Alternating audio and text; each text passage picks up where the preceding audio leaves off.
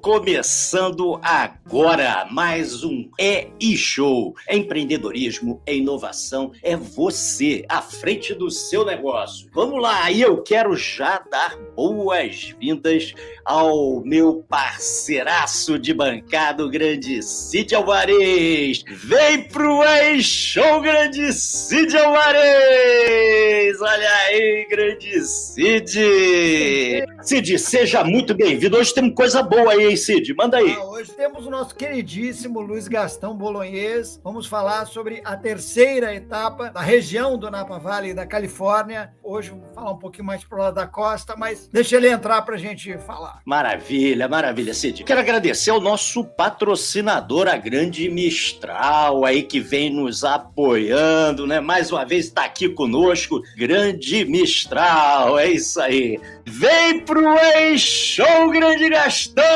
Olha o homem aí! O vinho é uma viagem. Eu viajo na maionese, no ketchup, e tudo que vocês podem imaginar, um azeite de boa qualidade. Então, hoje vai ser mais uma experiência incrível, das memórias mais maravilhosas que eu tenho. Eu não sou a favor de nada, só sei que a Califórnia deve ser o 7º maior país do mundo hoje. Deve ser um pouquinho maior que a Rússia, ou deve estar mais ou menos parelho. É um lugar maravilhoso para a gente visitar. Então, eu falei para minha esposa hoje, aqui na praia, 3 capítulos foi muito pouco. Pouquíssimo. Então vamos lá. Hoje então é a terceira e última parte de Califórnia e a gente vai falar sobre Central Coast. Já falamos de outras, vamos chamar assim, macro-regiões. Então, grande Gastão, dá pra gente um panorama geral aí, mostrando geograficamente as principais regiões vinícolas e essa visão específica sobre a região chamada de Central Coast. Não, espetacular, é isso mesmo. Brincadeira, eu sou engenheiro, né, de formação, então eu sou um cara muito técnico, muito ligado aos números. Então, a Califórnia, que está aí maravilhosamente preparada para o nosso amigo Jura, é isso, né? A gente falou muito sobre o Northern California, que é o North Coast, que a gente falou 2 capítulos só para falar de 2 regiões específicas, né? Que é Sonoma e Napa, que já deram essa maravilha para a gente.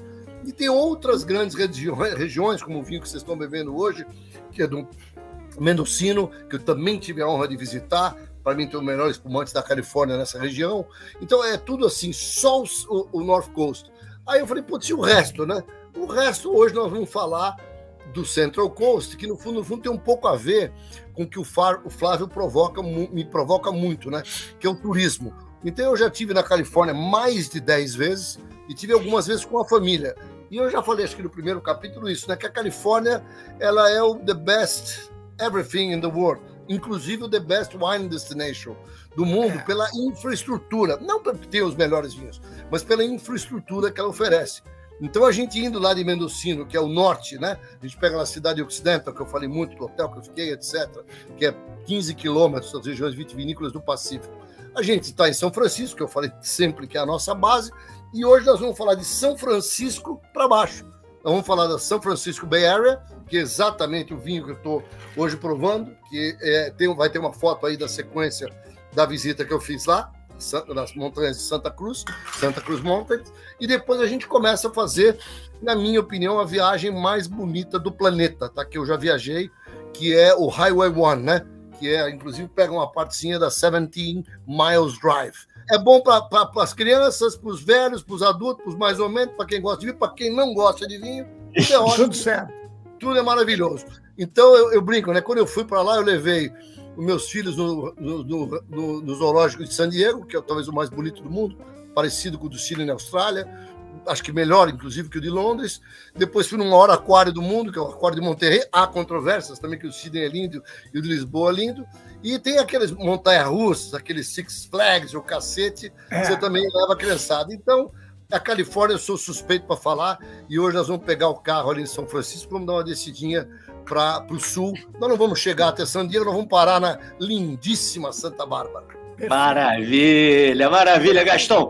Então, vamos falar um pouquinho das uvas, então, de Central Coast, né? Dessa região, né? Muito legal. Então é isso, né? Referência desceu São Francisco, começou a descer para o sul, pela essa Highway 1, que é absolutamente lindíssima, né? Talvez a Basse Moyenne, lá da Provence, a Via Aurélia da Itália, sejam equivalentes pelo próprio poderio histórico, né? Mas acho que de beleza natural isso aqui é coisa muito grande.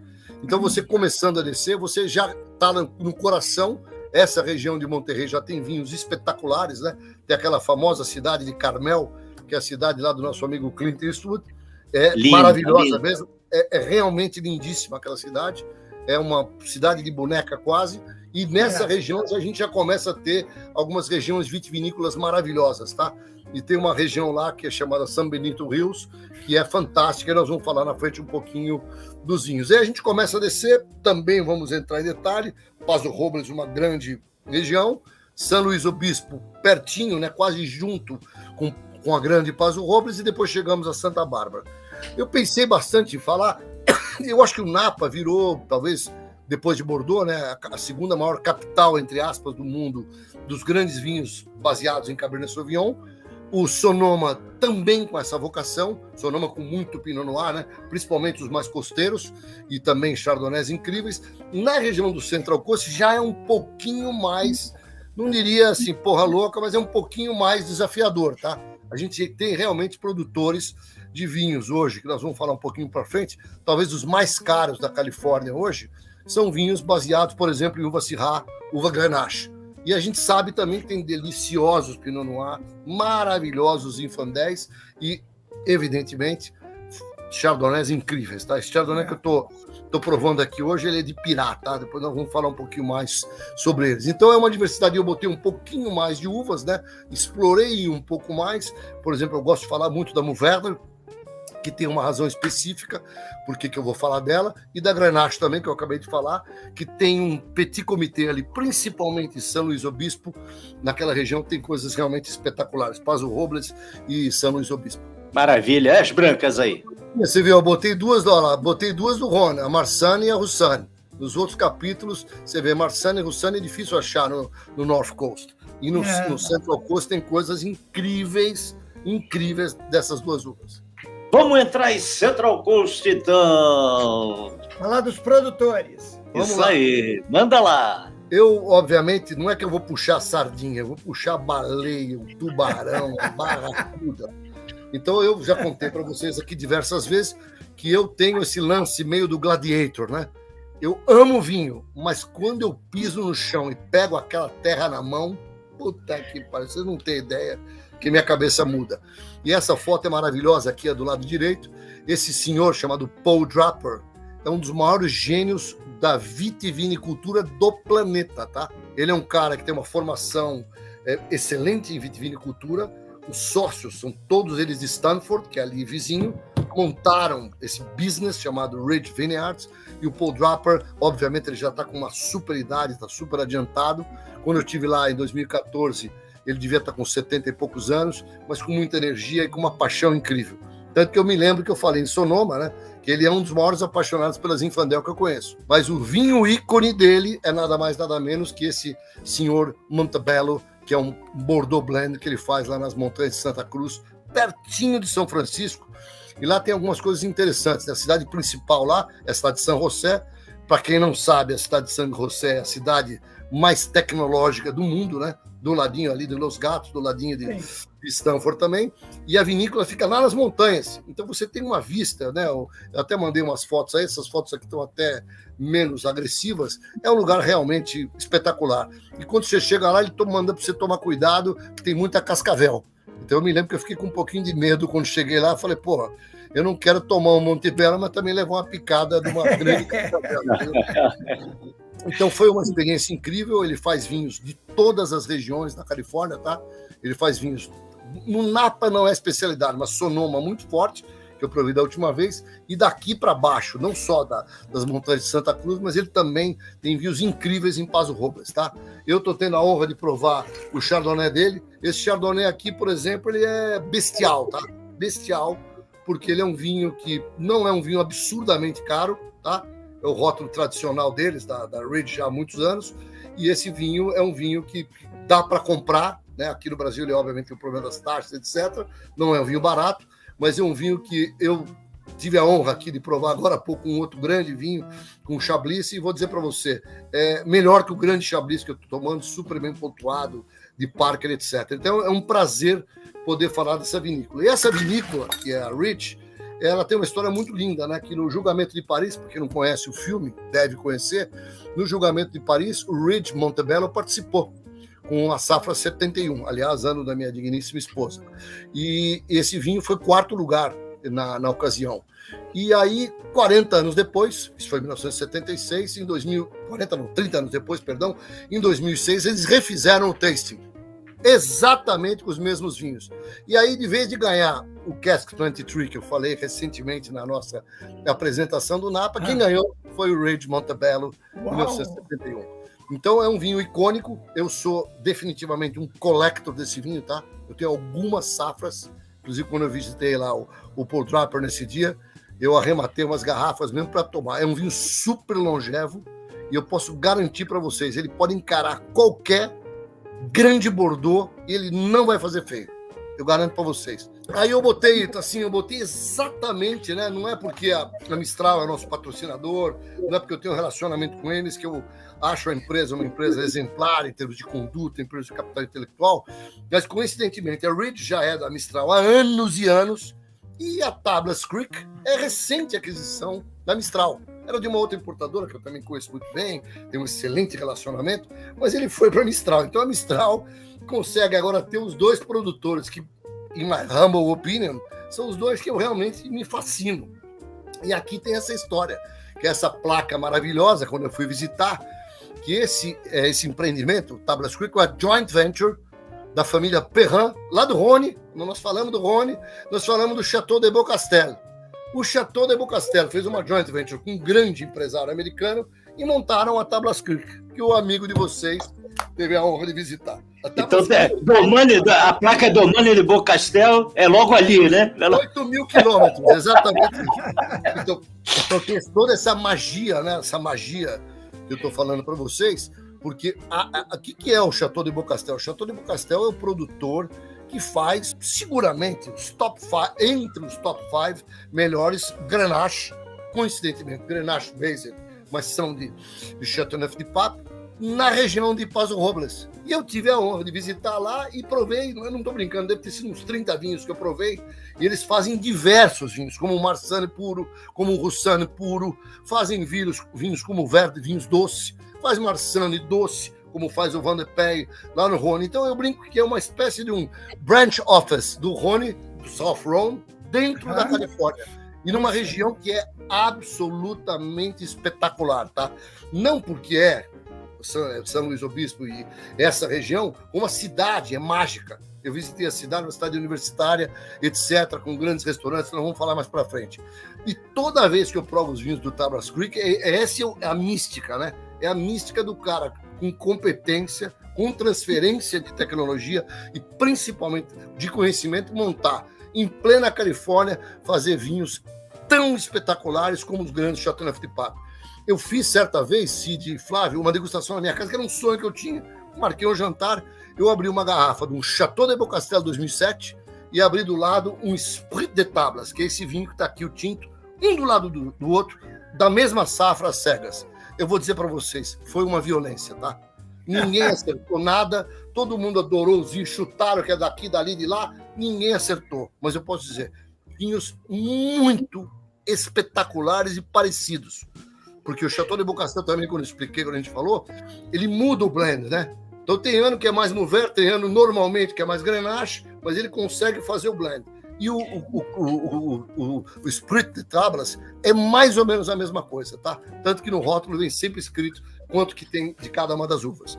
O Gastão, a garrafa, inclusive, tem a semelhança ali, tem um alto relevozinho do Châteauneuf-du-Pape, né?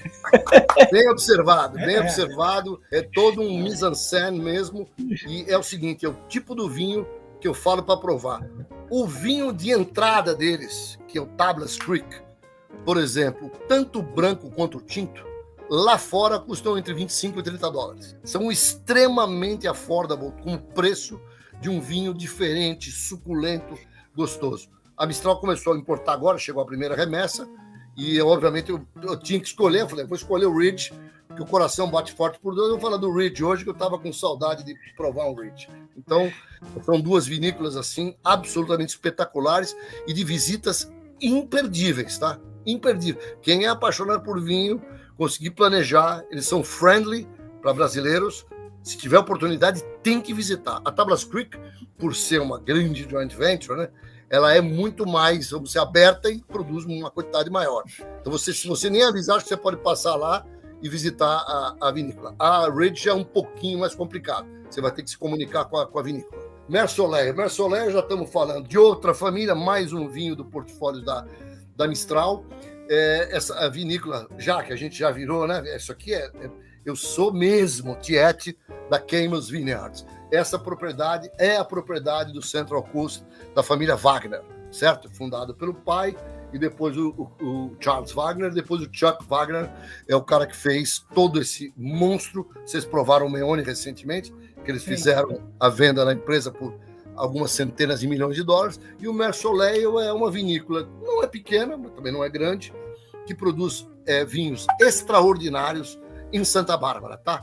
Eles são especializados nesse branco, que é o Mersoleil, que é um Chardonnay, que é absolutamente delicioso. Já participei de degustação, que ele ganha de tudo que é francês. É um vinho realmente muito especial. E aí eles lançaram, há mais ou menos uns 10 anos atrás, uma coisa que é rara hoje em dia, que é esse vinho do lado, que é o Silver Chardonnay, que é um Chardonnay sem madeira, que é a pura expressão da uva Chardonnay. Então, eu, quando for falar, eu falo assim, puxa, pessoal, se vocês quiserem beber um Chardonnay bom sem madeira, vocês não vão conseguir, praticamente na Borgonha é muito difícil. E na Califórnia, a mesma coisa. A gente brinca, né? Que o Chardonnay da Califórnia tem alguns que é quase chá de madeira, né? Muito madeirados. Não é o caso do Mersoleil, que é de barrica, passa por barrica, é fermentado em barrica, e o Silver, ele deu um contraponto. Eu vou fazer um Chardonnay espetacular sem nunca ter visto madeira pela frente. Esse vinho, pra você ter uma ideia, é um vinho mais raro. A Mistral trouxe poucas vezes para cá. Esse, quando eu vou viajar, e enquanto eu trago na mala. Porque é o vinho para fazer brincadeira com os outros.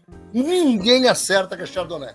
Chardonnay ficou tão maquiado pela madeira que as pessoas não conseguem entender o que é um Chardonnay puro, tá? Então, um baita de um vinho, tá? Essa foto aí tá mais ou menos, tá? A garrafa, quando foi lançada, que eu comprei, era uma garrafa que era cinza mesmo, tá? Cinza, completamente cinza. Ele não era translúcida, você não conseguia ver o líquido dentro. E aí você abria com o screw cap, tinha lá dentro um Chardonnay super fresco. Esse produtor não tem importador no Brasil. Esse é lá de cima, logo do que eu falei para vocês, ali pertinho de Carmel, Monterrey. Ele fica numa região chamada Salinas, que eu tive a honra de visitar. E esse produtor é o seguinte, o cara faz meia dúzia de Pinot Noirs, deve fazer uns 2 Chardonnays. É assim, é um negócio meio fora da curva, fora do eixo normal. São Pinot Noirs mais intensos, com muito poder. Esses também eu tenho uma coleção boa na minha casa. O dono chama Mr. Jensen. O Jensen é o top de linha. Tem um outro que chama-se Meus. São os 2 vinhos que eu escolhi aqui para dizer, pô, para quem quer provar um Pinot Noir com muita força, ele é diferente do lado do Russian River, que é lá de Sonoma. Os de Sonoma são um pouco mais elegantes. Tem umas porradão lá também, mas os grandes mesmo são mais elegantes. Esse Calera já é um Pinot Noir para gente grande, não é aquele Pinotzinho Noir meio delicadinho. Esse aqui eu gosto de brincar com meus amigos que gostam de vinhos mais encorpados. Você tem uma ideia que a gente tem 14,5 de álcool, dependendo da safra, tá? São vinhos que realmente têm muito vigor. E, na minha opinião, são absolutamente deliciosos, tá? As pontuações desses vinhos chegam 97, 98 do Parker, tá? Você tem uma ideia da categoria desse Calera que é lá na Salinas Mountains. Perfeito. Vamos em frente, então. Aí, eu brinquei com vocês, né? Eu acho que eu falei da última vez, né? O vinho mais caro da Califórnia é o Screaming Eagle. Ainda acho que é o mais caro. Depois do Screaming Eagle são os Sine Qua Non, tá? Sine Qua Non é uma propriedade, o coração do Central Coast, é uma propriedade que se especializou em Syrah e Grenache. Coincidência ou não, né? Tem o vizinho lá, o Tablas Creek, que é um Syrah, Grenache, Mourvèdre, mais do South, né? Esses caras, pra você ter uma ideia, eu provei 2 vezes esse vinho, tá? O Sine Qua Non. Ele praticamente não tem o mesmo nome do vinho, ele muda o nome todo ano. Ele chama-se Dark Blossom. Ele fez Dark Blossom 2011. Grenache e Syrah. Um teve 100, outro teve 99 pontos, tá? É um vinho caríssimo. Esse precisa vender o carro, tá? Eu provei porque meus amigos generosos, que eu sempre faço propaganda deles, me convidaram para provar. E outro dia eu fui na casa de um outro grande amigo meu, ele comprou uma Double Magnum do vinho. Eu falei, quando é que vai abrir essa garrafa? Ele falou assim, ele tem a voz assim, tá? Gastãozinho, 20 mil dólares não vou abrir rápido, não. Então, é melhor Meu abrir Deus. mais. É muito caro. É leilão, você precisa comprar, você tem que ir no leilão, você tem que saber tudo. É praticamente impossível de achar. É muito, muito disputado, tá? Isso aí é um negócio que as pessoas me perguntam, mas como é que o cara conseguiu isso? Eu respondo, eu não sei. É uma vinícola antiga, tem uma magia, faz um vinho encantador. É porrada, tá, Cid? Você que balança a cabeça. Esse é daquele vinho que você toma hoje, já tá almoçado, de amanhã e já tá com lanche. Janta que tá bom. É uma pancada, 15,5 de álcool, Mike Tyson, tá? 15,5 de álcool? Caraca, porrada mesmo. E às vezes eu acho que chega a 16, mas aqui eu posso estar chutando errado. Nossa Senhora. Mas vamos em frente. Aí, esse aí, né, nós estamos indo e voltando no Central Coast, Mount Eden. Quando você está no Ridge, do outro lado da montanha, é exatamente o Mount Eden. E essa é uma vinícola chamada Mount Eden Vineyards, tá? Essa vinícola, ela faz parecido com o nosso amigo Ridge, só que ela tem uma coisa que o Ridge não tem. Ela tem um Chardonnay que é de tirar o fôlego, tá? Para mim, é um dos melhores da Califórnia, o Chardonnay da Mount Eden. Mas ele faz um Pinot Noir incrível também, coisa que o Ridge não faz. Eles são vizinhos, tá? Muito perto do Pacífico, tá? Tem uma influência marítima muito grande. Eu vou te ser sincero, se me pedisse para escolher um grande Chardonnay do Central Coast, eu acho que de cabeça eu falaria, não, os dois vizinhos, o Mount Eden e o Ridge Vineyards. Eu gosto muito desse, que é o mais barato, mas ainda tem o Montebello, que é o top de linha, que é o mais disputado, né? Que a produção é melhor, ele é um vinho que fica mais tempo em barrica e coisas que o valem. Como se fosse na Borgonha mesmo, um vinho de parcelas melhor. Mas esse Mount Eden é um espetáculo. E o Cabernet Sauvignon deles também é maravilhoso, tá? Esse é outro vinho que nunca teve importador no Brasil. Eu trago na mala e tenho lá em casa umas coisinhas assim pra gente abrir num dia muito especial. Quem sabe quando vocês forem me visitar, a gente abre um. Opa! Olha aí, Cid, anota aí, Cid. Anota aí, gravado. Vamos lá, esses são minhas descobertas. Eu não visitei essa vinícola. Eu já contei para vocês que eu viajo muito para os Estados Unidos e eu fico lá garimpando. E esse cara, esse produtor, é um produtor que eu achei lá na Applejack de Denver, né? Que toda vez que eu desço em Denver, eu não faço nada sem não passar na Applejack, que é uma das melhores lojas de vinho do mundo. E lá eu encontrei esse Ojai, tá? Ele tem vários vinhos e o que eu mais aprecio deles é o Syrah. É um Syrah puro. Ele tem um Syrah chamado Bien Nacido, que é o nome de um vineyard, né? de uma propriedade, que não é o exclusiva deles. E tem esse outro que eu gosto muito, que é o Row Ranch. São dois vinhos assim incríveis e, de novo, são de custo-benefício legal, tá? Aqui eu acho que você pensar no Napa, Gastão, eu quero comprar um Napa Blockbuster, você vai ter que gastar $200, 300, 400. Sonou a mesma coisa. No Central Coast, claro, o Montebello também custa 400, o Montebello é caro, mas esse aqui é um vinho de $40, $50 e é realmente espetacular, tá? Eu recomendo fortemente para quem quer provar um Syrah raçudo, gostoso, também com corpo plus, vale a pena provar esse vinho, tá? Justin, esse é vizinho do Tablas Creek, tá? Lembra que eu falei do Tablas Creek? Tablas Creek tem a especialidade de produzir os Chateauneuf de Pape americanos, certo?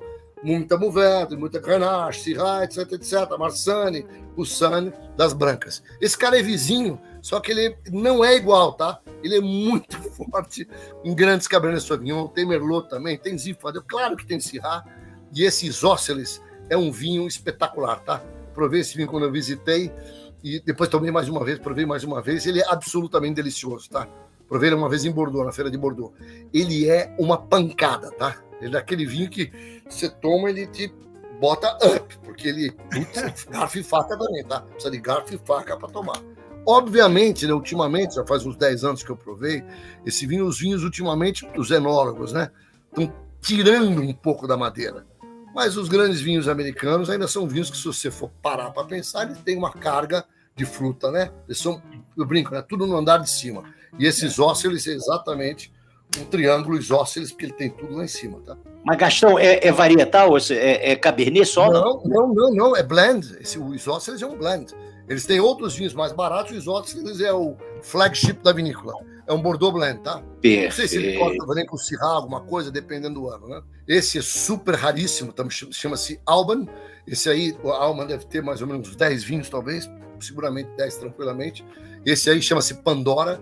Esse vinho é um vinho assim que também custa muito caro. A Alban é uma vinícola que acumula 100 pontos. Ela tem vários vinhos que ele atingiu 100 pontos e também tem muita força na produção de grandes Syrahs, tá? É um negócio fora da curva. Difícil achar também, tá?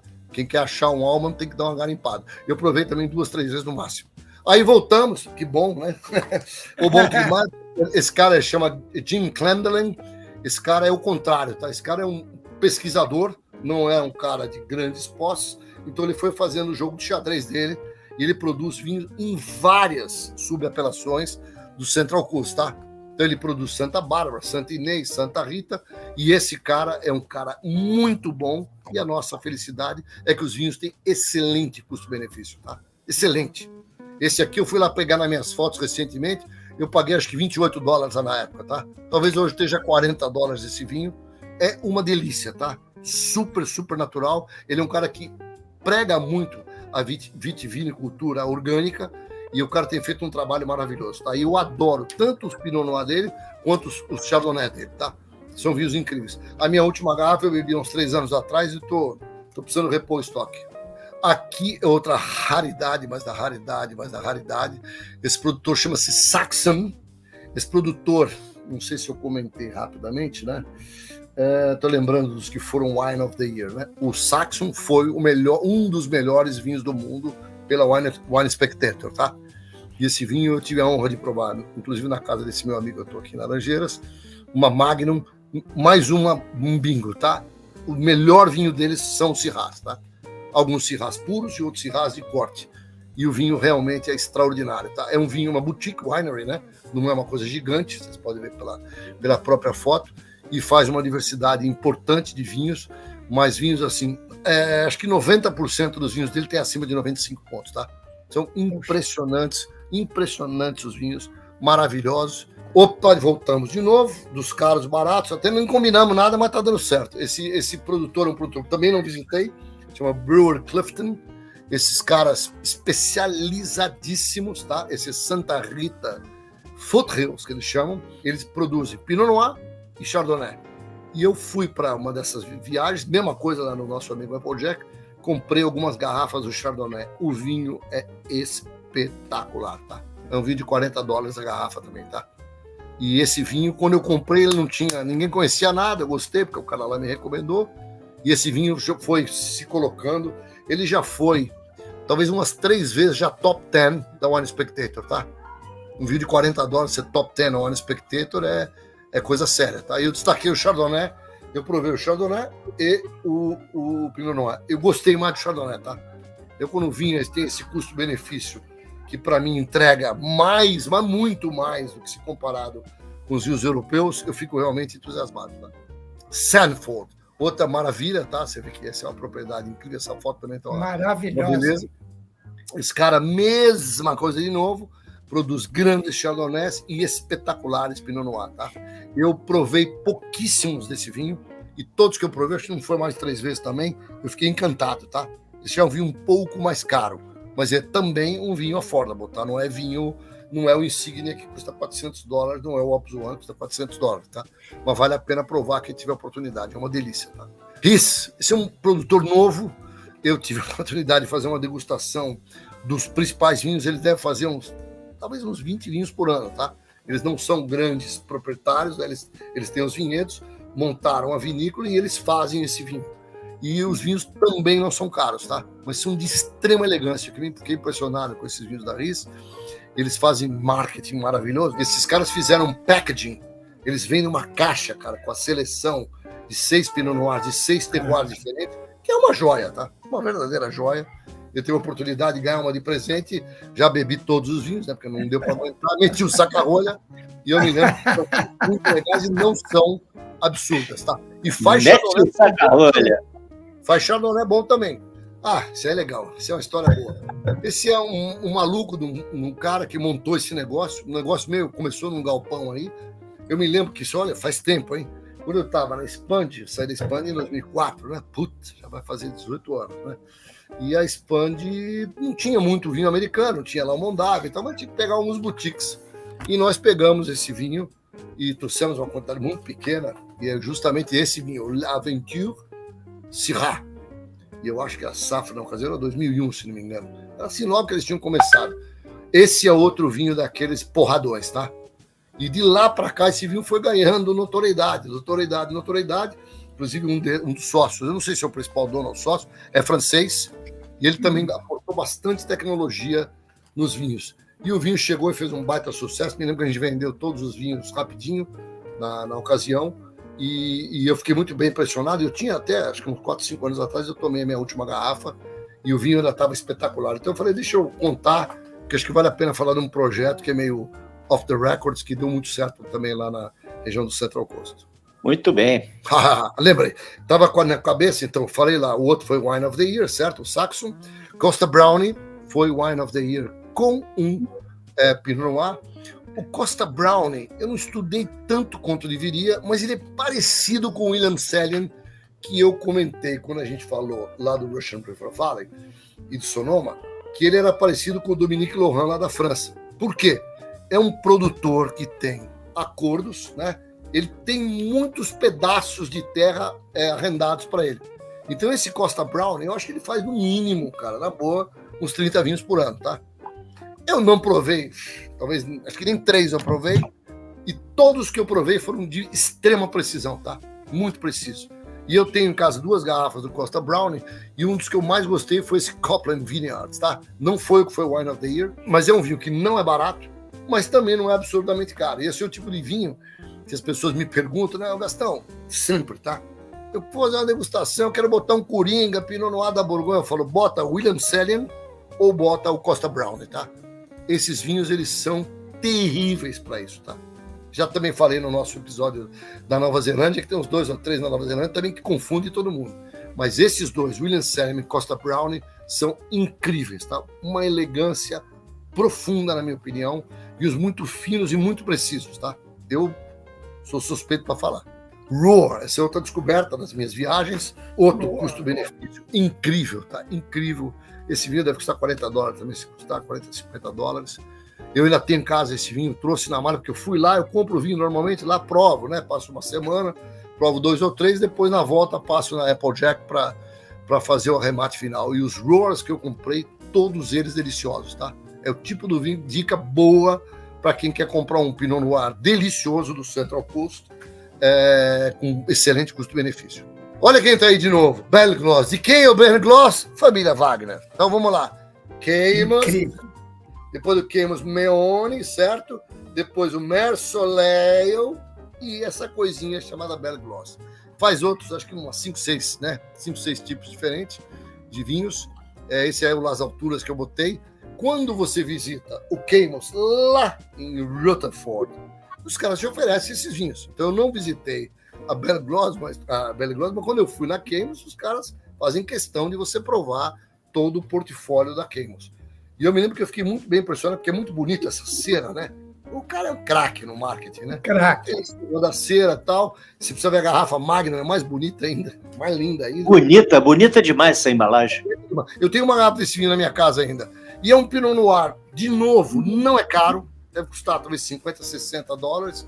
E ele é um vinho muito gostoso. Ele é um pouco mais exótico, né, do que o normal, né? Ele não é se comparar com Roars, comparar com Costa Brownie, ele é mais exótico. Tem um pouco mais de álcool, um pouco mais de fruta, um pouco mais denso. Mas é um vinho delicioso. Para quem quer começar a conhecer a Pinot Noir, uma Pinot Noir mais alegre, né? Não aquela formalidade, aquele tanino meio esquisito. São vinhos muito gostosos. Todo mundo que me pede dica e compra a Mistral tem esse vinho. É um vinho que não é um vinho fácil de vender, porque ninguém conhece, mas é um vinho que, para quem quiser provar um californiano de Pinot Noir bom e alegre, esse é uma baita de uma pedida. Belgloss. Las Alturas. É um outro produtor super hypado, tá? Melville. Ele faz mostly Pinot Noir. Os Pinot Noir dele são realmente especiais, tá? São pro estilo também mais tradicional, tá? Que tem muita alegria também, mas eles não são tão exuberantes, por exemplo, como Belle Gloss e outros tantos que a gente falou aqui hoje. Já são de um nível que você já precisa pagar um pouquinho mais. Ele deve custar perto entre $80 e $100, deve estar custando uma garrafa dos principais dos Melville, tá? Acho que até tem acima disso também. Então é um produtor também que eu fiz questão de destacar, porque é um dos que eu gostei muito. E depois eu estudei, eu tô com o livrinho da Califórnia aqui, eu tenho um livrinho maravilhoso da Califórnia aqui comigo. Pô, tem um monte de vinho que não deu para falar, cara, um monte. Esse livrinho é um livrinho que tá em português, inclusive. Não sei se eu ganhei, o que foi isso. É um espetáculo, tá super autoexplicativo, fácil de ler e muito bem dividido na geografia, tá? Tá exatamente pelas principais regiões que eu falei para vocês. E aqui eles falam até de vinhos de outros estados, né? Porque os Estados Unidos faz vinho numa porrada de estados, tá? Só que a gente não está acostumado a provar, né? Beleza. Bem, agora, Cid, chegou a hora. O que não pode faltar aqui, Cid?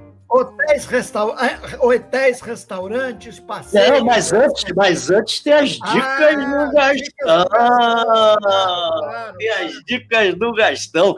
Gastão, o que tem de dica aí, Gastão? Foi difícil fazer pelo comportamento de compra, né? O famoso buying behavior do brasileiro, das ofertas, da dificuldade de vender. Então eu preparei um foilzinho com essas dicas, que são os principais, dos vinhos que tem alguns disponíveis no Brasil, que mostly não são baratos, né? Na maioria dos nossos episódios, né? A gente tem vários vinhos, vai entre 100, 150, R$200. Aqui já no Brasil, comprar um vinho da Califórnia nesse nível de preço já é very difficult. Pouca coisa você consegue encontrar. Então eu botei exatamente todos que eu falei para vocês, né? Os destacados, estou feliz porque eu devo ter treinado bem, acho que na época do carnaval aqui. O Ridge Chardonnay, que é um vinho que custa $40.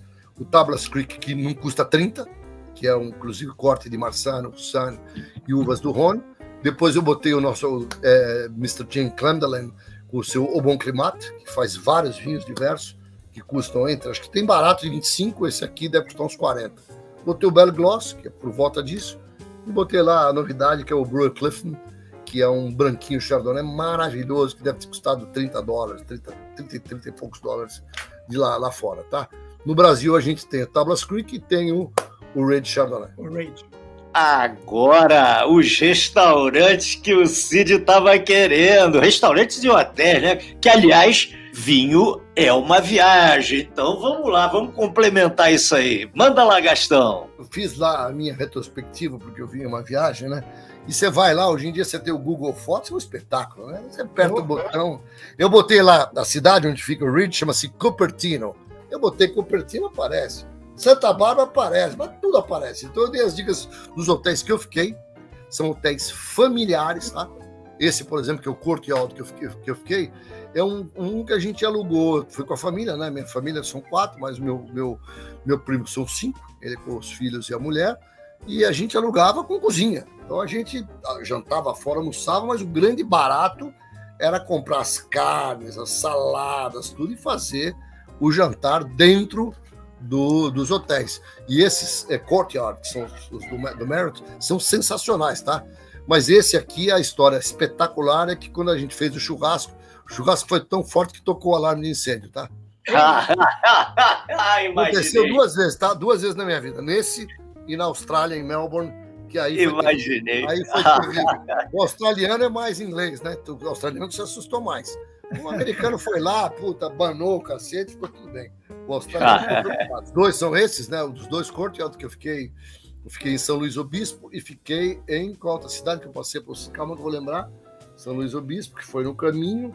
E fiquei em San Diego, que é mais para baixo. São os 2 que eu fiquei. Esses são os hotéis, né? Lá, eu falei para vocês lá em cima, são mais chiques os que eu fiquei lá no Napa, e esses foram mais mesmo família. Até lembrei de você, falei assim, essa é a dica boa para quem quer fazer um negócio meio família mesmo, tá bom? Esse outro aqui, e eu, Bia, para minha esposa, qual é o nome do restaurante que nós fomos em São Luís Obispo? Ela brinca, né? Gás, carioca, né? Gás, tá louco. Apertei, não tô brincando, São Luís Obispo no meu Google Maps, no meu Google Fotos, apareceu não só a visita que eu fiz ali na Tablas Creek, o cacete, o restaurante, aí você aperta o botão, levanta a foto e puxa novo restaurante. Ele aí. E tem um detalhe, essa foto central aí é do Gastão, hein? A gente comeu que nem rei, tava 0 graus. Isso foi, acredite se quiser, no dia 15 de janeiro de 2014, tá? Já faz bastante tempo. E tava um baita de um frio, mas um dia maravilhoso. Era um sábado em São Luís Obispo. E é uma cidade, como eu falei para vocês, universitária, tem muita juventude. Então nós passamos 3 bares, tomamos um porão antes, fomos pro restaurante, eu obviamente, né, fiz coisa errada, levei os vinhos, tive que negociar com o cara da rolha, o cacete, mas deu tudo certo, e o restaurante foi inesquecível, e esses scallops estavam realmente esse fungo eringe, e estava um espetáculo, então estava inesquecível mesmo. Boa mesmo. Ele fica num riozinho embaixo, um ridge, que todos os restaurantes, assim, um do lado do outro, uns 10, ficam na beira do riozinho. Mas é um ridge que você pulando, você consegue pular. É o ridge que eles chamam, né? Ou como é que eles chamam? É ridge, tem um outro nome, que depois daqui a pouco eu lembro, que são esses riozinhos bem... A creek, eles chamam de creek, né? Então os creekzinhos são também os riozinhos que tem lá. Então é um lugar maravilhoso, e esse aí, se quem quiser fazer uma porra louquice, vale a pena visitar São Luís do Bispo, esse restaurante. Aí eu separei um inesquecível, né, que é uma cadeia maravilhosa, falamos aí de franquia, não sei se é franquia ou se é de um único dono, mas tem em alguns lugares do mundo. Os que eu fui, o principal que eu fui foi de Los Angeles, Secones, tem em Nova York também, do lado da Brooklyn Bridge, você cruzando a Brooklyn Bridge é maravilhoso, mas o Secones de Los Angeles é absolutamente espetacular. E eu fui e levei meus filhos. Era aniversário do meu mais novo. E estava tendo uma festa. Lá tem uma sala que você reserva, que eu quase reservei para nós. Só que tinha que pagar uma grana a mais, eu negociei. Também levei Dom Perignon, não paguei rolha, nada. Vai ser segredo. Mas aí tinha o Butterfly Room. E o Butterfly Room estava tendo uma reunião seguramente, das moças mais bonitas que eu vi na minha vida. O meu filho menor, que era o aniversariante, foi 12 vezes ao banheiro. Ele nunca fez, papai, nunca fiz tanto xixi na vida. Só para passar em frente ao Butterfly Room para ver as moças. Então, um lugar, além de tudo, comida boa, não paguei rolha, ainda é bem frequentado. Que maravilha, Gastão! A gente desvirtuou um pouquinho, né? Mas aí estamos. Aí, em Los Angeles, eu sou fanático por essa cadeia, porque essa cadeia, infelizmente, no próximo história, eu também vou contar a história. Uma cadeia também, esse eu não sei se é franquia ou se é alguma coisa, eu acho que é franquia, Charthouse. E o Charthouse tem um detalhe: todos os Charthouse que eu fui na minha vida são lindos. Então, além da comida, tem que ter um negócio que é o do visual. E esse é o Charthouse de Malibu. A comida, eu diria que é uma comida médio plus, uma carta de vinhos muito legais. Não levei vinho esse dia, mas vocês podem ver a foto, né? É dentro da água, em Malibu, que é um lugar maravilhoso, né? North de Los Angeles, e eu não me esqueço, assim, em termos de visual, da gente curtir, foi um dos grandes lugares da viagem. Então, para quem quer curtir mesmo um lugar, uma vista maravilhosa, o dia estava lindo, é imperdível. Esse, acredite se quiser, a primeira vez que eu fui no Eddie's 5 era Charthouse. Eu não sei o que aconteceu, eles tiraram a bandeira do Charthouse e botaram a bandeira do Eddie. Eu fui nesse restaurante todas as vezes que eu fui a San Diego, todas as vezes. Frutos do mar absolutamente extraordinários, e a vista é uma das vistas mais lindas do mundo, tá? Porque ele fica em cima dessa vista que vocês estão vendo aqui e tem uma falésia embaixo, que é incrível, um buraco, um túnel maravilhoso, tá? É um negócio incrível. É o seguinte, o Gastão falou aí durante o papo, né, sobre o Instagram dele. Vale a pena seguir esse homem, rapaz. E olha, Gastão, mais uma vez, muito obrigado. Cada vez mais eu tenho vontade de beber vinho bom, conhecer coisa boa, e tenho aprendido muito com você. Aliás, temos aprendido todos nós. Gastão, você é show, Gastão! Valeu demais. Olha, showzaço.